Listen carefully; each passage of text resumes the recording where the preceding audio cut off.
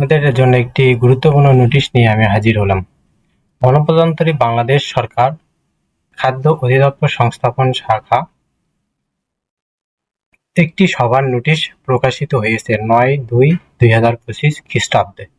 বিষয় হলো খাদ্য অধিদপ্তরের ফেব্রুয়ারি ২০২৫ মাসের মাসিক সমন্বয় সভার নোটিশ।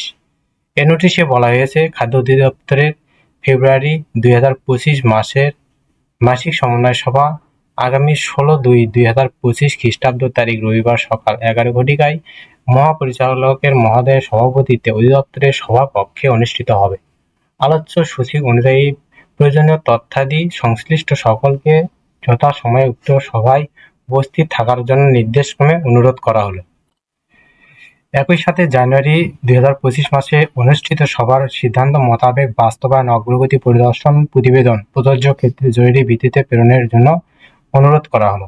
সভার আলোচ্য সূচি জনবল নিয়োগ, পদোন্নতি ও অন্যান্য প্রশাসনিক কার্যক্রম সংক্রান্ত।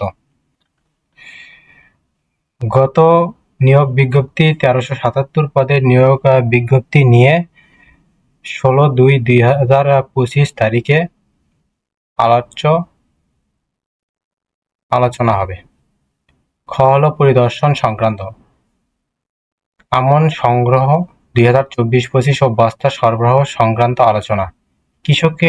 কৃষকের অ্যাপের মাধ্যমে ধান সংগ্রহ সংক্রান্ত আলোচনা এবং কৃষকের অ্যাপ সম্প্রসারণ। চাল কলের মিলিং ক্ষমতা নির্ণয় সফটওয়্যারের মাধ্যমে মিলের ছাঁটাই ক্ষমতা নির্ণয় কার্যক্রম অগ্রগতি। চাল সংগ্রহ ব্যবস্থাপনা সফটওয়্যারের মাধ্যমে চাল সংগ্রহ কার্যক্রম পর্যালোচনা এবং সম্প্রসারণের অগ্রগতি।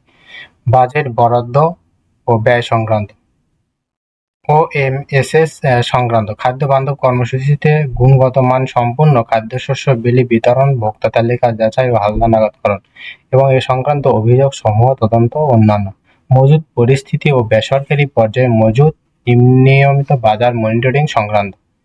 বাজারদের গতি প্রকৃতি ও সংক্রান্ত করণীয়। লাইসেন্স সংক্রান্ত। খাদ্য শস্য চলাচল, পরিবহন ঠিকাদার ও শ্রম হ্যান্ডলিং ঠিকাদার নিয়োগে গৃহীত কার্যক্রম ও অগ্রগতি। প্রশিক্ষণ পরিকল্পনা বাস্তবায়ন ও অগ্রগতি সংক্রান্ত।